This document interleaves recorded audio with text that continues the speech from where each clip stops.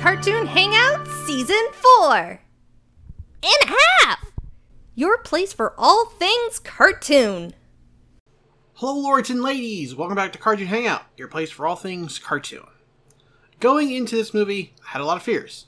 Fears that the movie just wouldn't be good.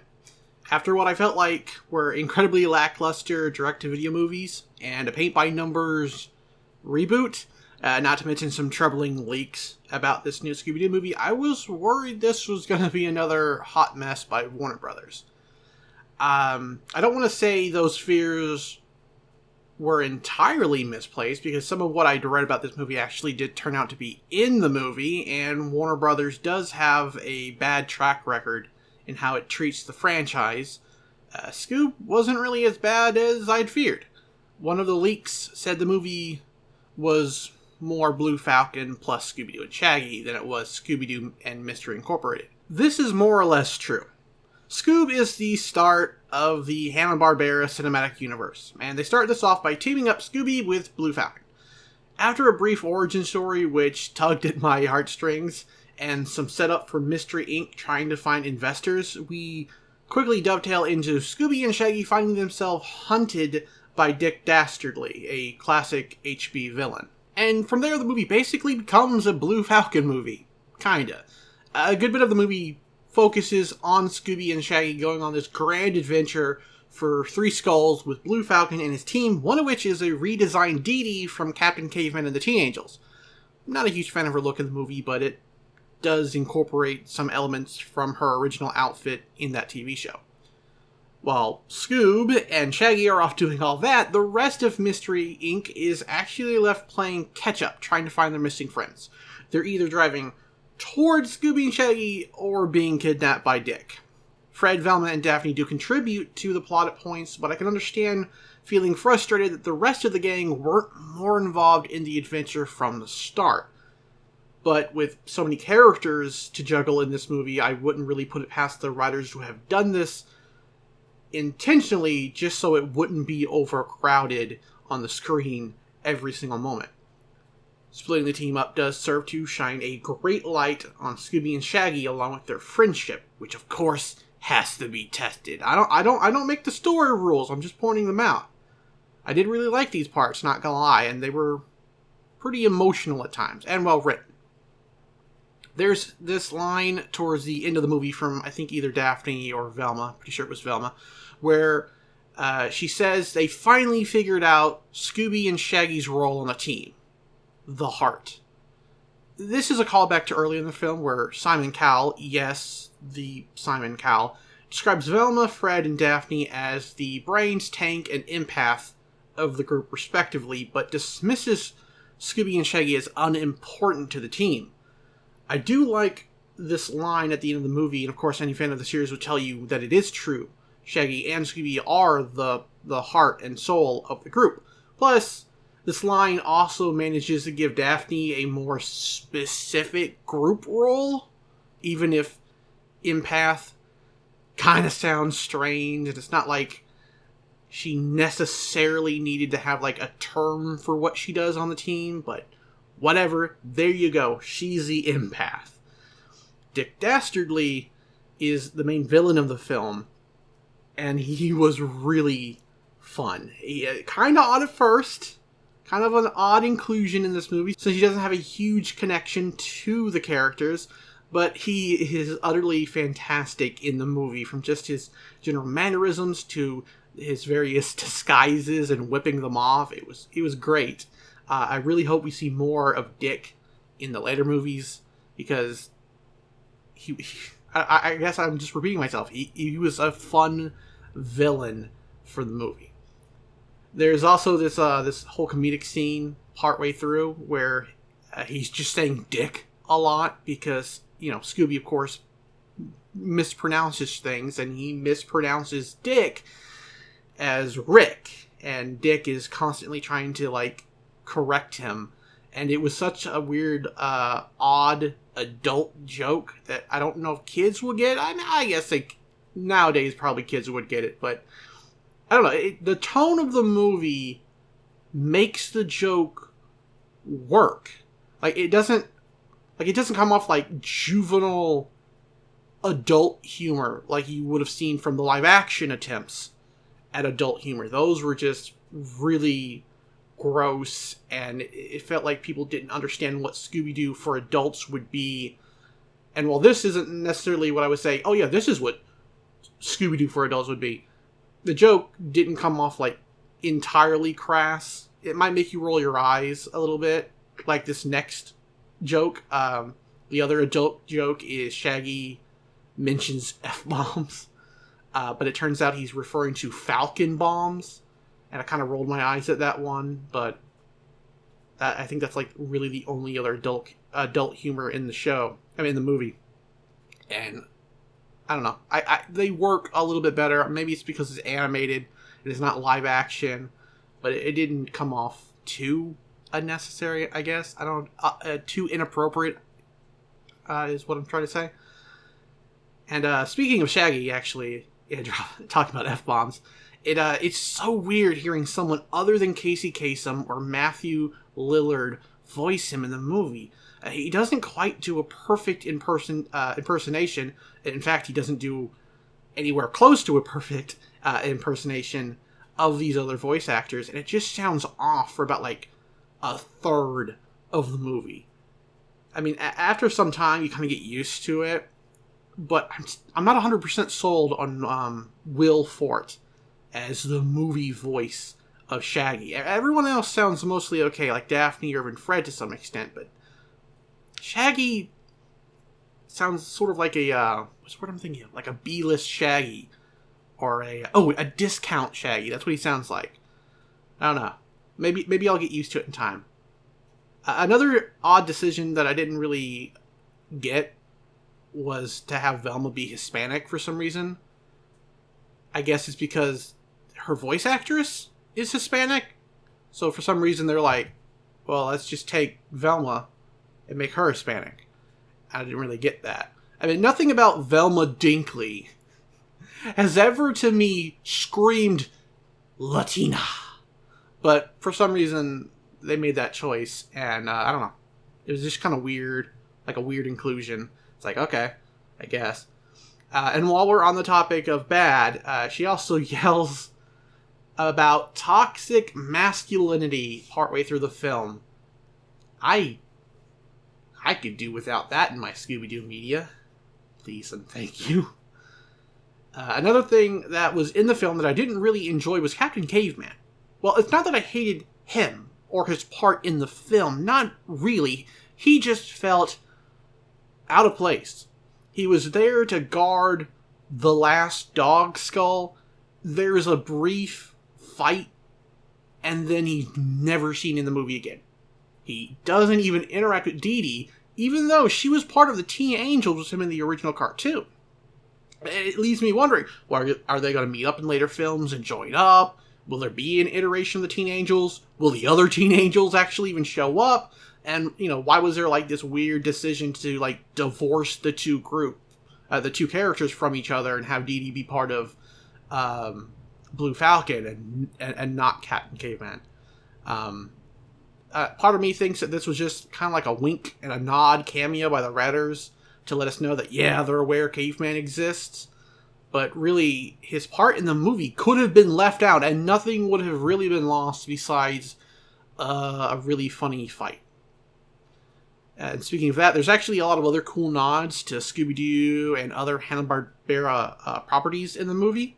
But one of my favorite ones is there's a Hex Girl poster, which makes me really, really hope that they're in one of the other movies. I know that there's no hope that they even show up as a cameo beyond posters, but I want to see CGI Hex Girls. I have to see it. I'll die happy if I do, but I'm not holding out any hopes that they actually show up, because they're not like, they've only appeared in like a few of the, the shows and whatnot. They're not like a huge part of the franchise, and they don't really fit into this whole Hanna-Barbera cinematic universe, so I don't see it unless they like make an appearance at the beginning during a concert or something, and then that's it. The other thing that I noticed, which I can't even really say noticed, because if you don't notice it, you're not even watching the film, But early in the film, after the gang meet for the first time and agree that they're going to like hunt monsters and stuff, they recreate the opening theme to Scooby-Doo, Where Are You? But with how it looks in the movie, starting off as kids and then like they become adults or teenagers or whatever. And I thought that was really nice. There was a few moments where it just didn't work. It kind of felt stiff. But I really like it. I love it when they recreate the opening theme song. Didn't really work for like I think the most recent reboot, but I like this. Other than a few weird inclusions like dabbing or slang that will be incredibly dated even by the time this movie comes to DVD later this year, Scoob isn't really that bad a movie. I think if you overlook some of the minor changes here or there, and the fact that Mystery Inc. plays a slightly lesser role in the movie, you might be able to enjoy it. I mean, it's enjoyable nonetheless, is what I'm feeling to get across. It's not there's not enough bad or weird in the movie to tarnish the overall movie. Even when you couple the fact that it's like, oh, it's more like a Blue Falcon film that Scooby and Shaggy kind of like hitched themselves onto. Even that by itself isn't terrible. The writing is still excellent. The CGI is pretty good for the most part. There were bits and pieces like the side characters, the why do I want to say NPCs? The characters in the background characters. Sometimes they looked a little off or stiff, and I wouldn't even hate to see them drop this CGI look for something closer to like 2D merging, like a mix of 2D CGI, you know what I'm talking about, that has been seen in some recent cartoon movies. But like the main cast themselves didn't really look that bad. Blue Falcon was a little bit annoying. If I'm being honest, I was so ready to hate him until I learned that he wasn't even the original Blue Falcon. Because like in my mind, I was like, oh man, they're effing up Blue Falcon.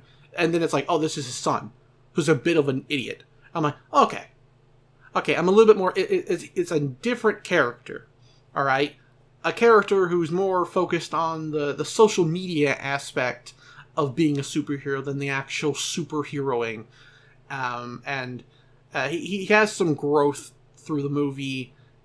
Probably not enough to be the point where he becomes like a serious superhero like his dad, but he does get some growth during the movie. I mean, it should. He's in like every scene involving Scooby-Doo and Shaggy for the most part, because it's like basically a Blue Falcon Scooby-Doo movie. But he's not too bad. I think Mark Wahlberg voices him, does a good job of playing this egotistical like buffoon who just wants to live up to his father's legacy, even if that sometimes includes dabbing, which like that was like one of the first scenes we see him in. So of course you're gonna sit there and go, I hate this guy because he dabs. No one dabs anymore. No one dabs. It's 2020. No one dabs anymore. Of course, I guess by the time, when they were working on this, people might have been dabbing, but who dabs now? Who dabs? No one dabs.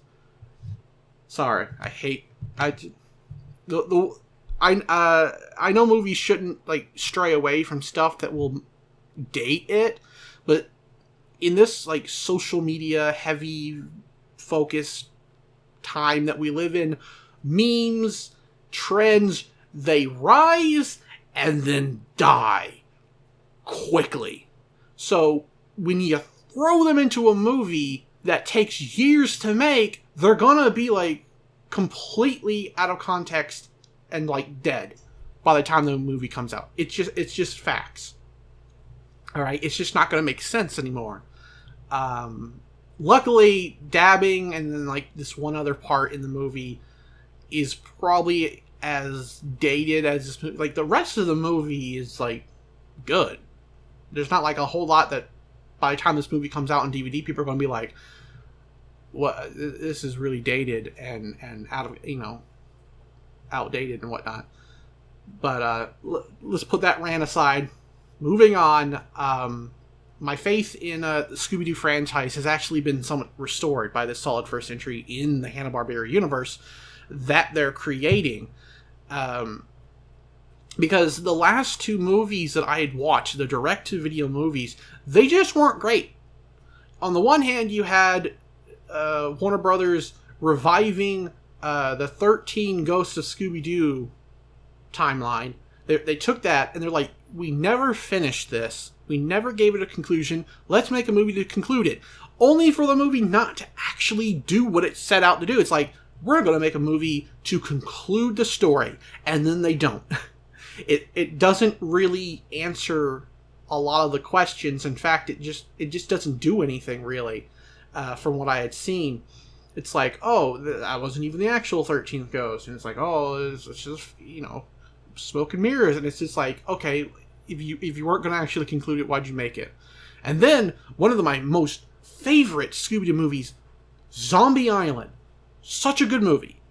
Tonally, the humor, the writing, the art, it all is just eerie and, spooky. It's like the perfect Halloween movie. It's not too scary that it'll freak out kids, but it's like just got enough edge that an adult will still enjoy it. It's, it came at a time where Scooby-Doo was not like really embracing some of the darker elements. It has like some of the horror aspects, I guess, even though we would later get some of that stuff in Mystery Incorporated. And this movie comes out, and it's like, they're adults now. They got their own jobs. They've gone their own separate ways, but now they're back, and they have this and now the monsters are real. That was like the tagline. The monsters are real. How do you top that? Why do you return to it? And they do Return to Zombie Island. Came out last year. I did a review for it. I had to think. And it was awful. It brings them back to Moonscar Island as if it's going to answer questions. All it did was actually leave us more. You took a story that had already concluded, bring it back, add nothing of importance to it except a fourth werecat, completely ignore the fact that you've left a fourth werecat on the island, and then that's it. It didn't add anything to the original story. It didn't introduce us to anything interesting or new other than that werecat. And then even then, it completely left the werecat. So you had zero questions at the end of Zombie Island. And then Return to Zombie Island leaves you with questions. It was perfect the way it was. It shouldn't have been touched. Anyways, this isn't a review of Return to Zombie Island. This is Scoob. And I've ran it on for too long.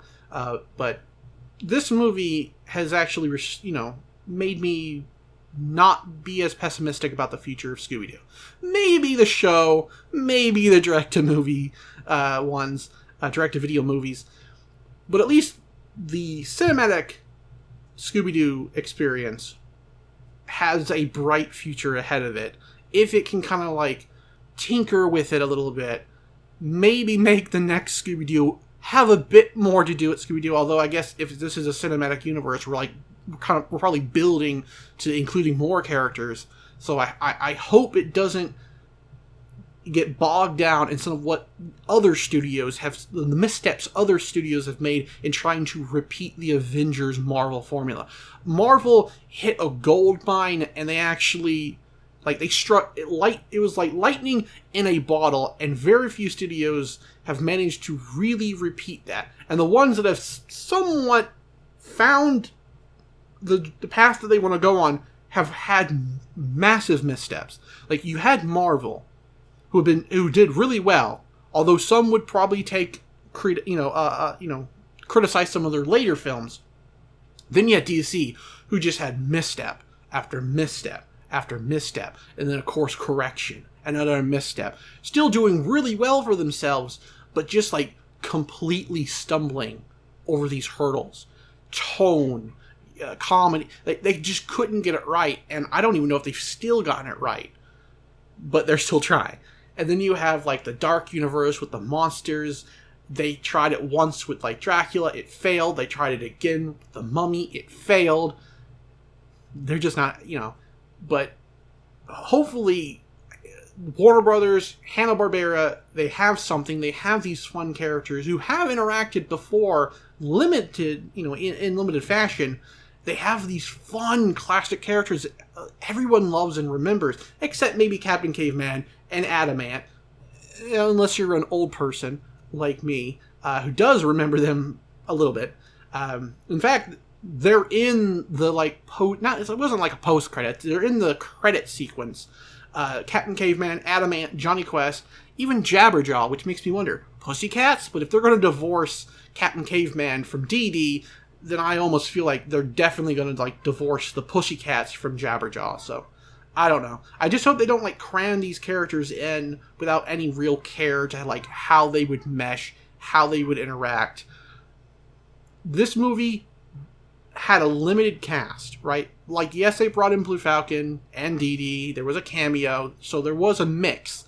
But if they're going, like, Avengers style, where they got, like, Captain Caveman, Adamant, Johnny Quest, freaking Jabberjaw or whatever, they need to make sure they don't cram too many elements in, because we've seen what happens when you put too many characters in the same movie. It doesn't work very well. So basically, my advice for Warner Bros. Is, you made a good movie, now don't screw it up this time. Alright, that's enough rambling from me. A lot of this was not in the script for this video. I just got ad-libbed. So, yeah, I guess. If you've seen the movie, let me know what you thought of it. Did you enjoy this reboot of the Scooby-Doo movie franchise? What did you like most about it? What did you dislike the most? Leave that all down in the comments below, and I will see you later for more Cartoon Hangout content, hopefully less rambly. Take care.